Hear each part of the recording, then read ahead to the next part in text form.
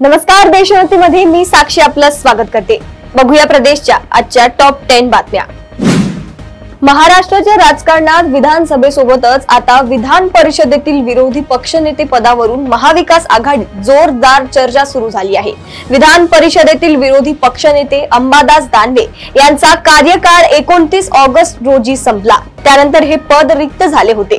आता या रिक्त झालेल्या पदावर काँग्रेसने दावा केला आहे। ज्येष्ठ नेते सतेज पाटील यांची या पदावर नियुक्ती केली जाण्याची शक्यता वर्तवली जात आहे।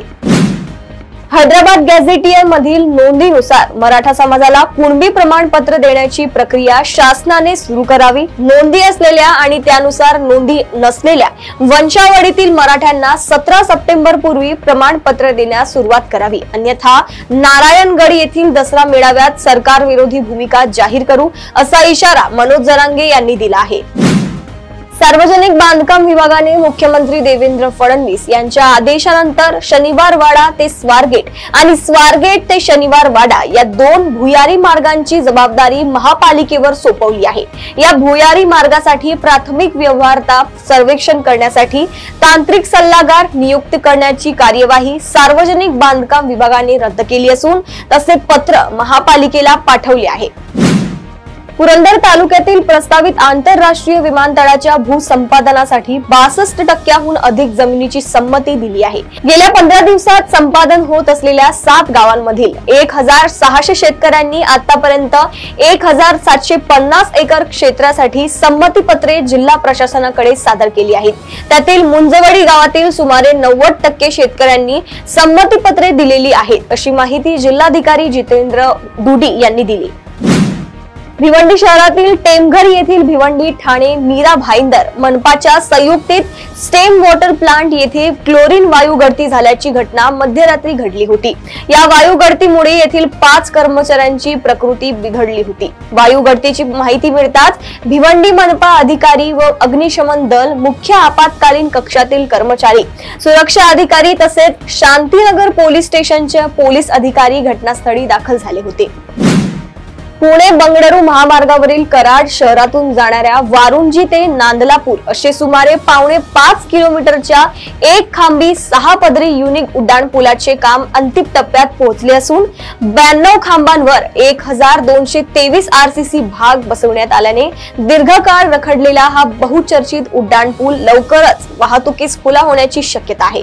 त्यामुळे वाहतूक कोंडीने हाल सोसणाऱ्या वाहन चालक, प्रवासी व स्थानिक नागरिकांना दिलासा मिळणार आहे।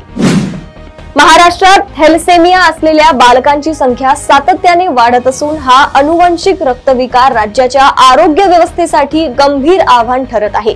भारतीय वैद्यकीय संशोधन परिषदाच्या 2023च्या अहवालानुसार देशभरात दरवर्षी सुमारे 10 ते 12 हजार थॅलेसेमिया ग्रस्त बालकांचा जन्म होतो, तर महाराष्ट्रातच दरवर्षी जवळपास 800 ते 900 नवजात बालकांना थॅलेसेमिया मेजरचे निदान होते। आमच्यातील काही मंडळी तिकडे गेली, यामागे खासदार विशाल पाटील यांचा सल्लाच महत्त्वाचा ठरला असावा, कारण ते कधी काय करतील याचा नेम नाही, असे मत माजी मंत्री आमदार जयंत पाटील यांनी व्यक्त केले।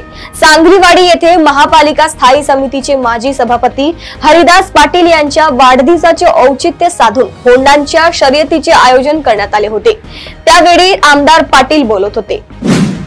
आगामी महापालिका निवडणुकीच्या दृष्टीने सगळेच राजकीय पक्ष तयारीला लागले आहेत। त्यातच दसरा मेळाव्यानंतर उद्धव ठाकरेंच्या पक्षाला धक्का देण्याची तयारी शिंदे सेनेने केल्याचं समोर आले आहे।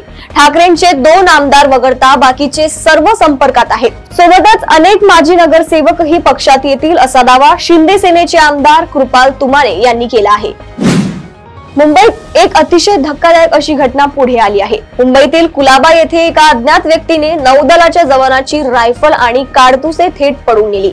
6 सप्टेंबरच्या रात्री ही घटना घडली असून या घटनेने आता मुंबईत थेट अलर्ट जारी करण्यात आलाय। यंत्रणा सतर्क झाल्या असल्याचे बघायला मिळतंय। एटीएस हाय अलर्ट मोडवर असून तपास केला जातोय। प्रदेशातील अशाच टॉप 10 बातम्या जाणून घेण्यासाठी बघत रहा देशोन्नती। नमस्कार।